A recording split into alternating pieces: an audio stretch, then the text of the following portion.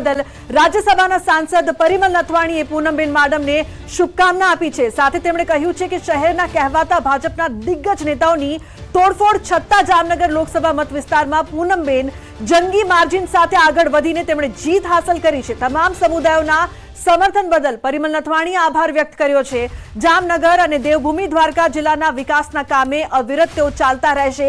સિદ્ધાર્થ, જે પ્રકારથી જે પૂનમ માડમને શુભકામના પાઠવી છે, જંગી લીડથી તેઓ જીત્યા પણ છે, શું કહેશો? સૌથી વધારે મહત્વની લુબના અહીંયા એ પણ છે કારણ કે ક્ષત્રિય આંદોલન ચરમસીમા પર રહ્યું હતું। અહીંયા આગળ કેટલાક મોટા આંદોલનો થયા, કેટલાક ભાજપના નેતાઓની વાત તેઓએ ટ્વીટમાં કરી છે। સૌ કોઈ જાણે છે કે કઈ રીતની પરિસ્થિતિ અંદર ખાને પણ થઈ હતી કે પૂનમબેન ન જીતે તે માટેના પ્રયાસ થાય, પરંતુ ગુજરાતની અંદર કદાચ જે રીતે વાત કરવામાં આવી રહી હતી, જે રીતે હરિભાઈ પણ કહેતા હતા કે કેટલીક જગ્યાએ મન બનાવી લીધું હતું કે અહીંયા આગળ તો આ જ ઉમેદવાર અથવા તો આ જ પાર્ટીના વ્યક્તિઓ જીતવા જોઈએ, જેવું ગુજરાતની 26માંથી અત્યાર સુધીની જુનાગઢથી ભાજપના ઉમેદવાર રાજેશ ચુડાસમાની જીત થઈ છે।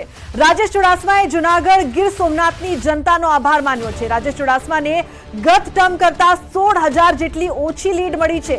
એક મતથી જીતો કે લાખ મતથી જીત મહત્વની છે। રાજેશ ચુડાસમા દ્વારા વાત કરવામાં આવી કે જો જીતા વહી સિકંદર। મહત્વની વાત એ પણ છે સિદ્ધાર્થ કે જો જીતા વહી સિકંદર, આંકડા ભલે જે પણ હોય। દીપકભાઈ, આપની પ્રતિક્રિયા આના પર પ્રતિક્રિયા લઈશું। પ્રતિક્રિયા ત્યાં આવી જવાનું બાઈટ આવે। ત્રીજી વખત આ વિસ્તારની સેવા કરવાની તક મળી છે ત્યારે લીડ આ વિસ્તારમાં જીત મહત્વની છે। જો જીતા વહી સિકંદર એ કહેવામાં આવે છે ત્યારે જીત એક મતથી હોય કે 1 લાખ મતથી હોય કે 5 લાખ મતથી હોય, જીત જીત કહેવાય છે। બિલકુલ દીપકભાઈ, ગત ટર્મ કરતા ઓછી લીડથી તેમણે જીત મેળવી છે, પરંતુ એ વાત પણ કહી છે જો જીતા વહી સિકંદર, ભલે વાત સાચી હોય પરંતુ માર્જિન ઘટ્યું છે।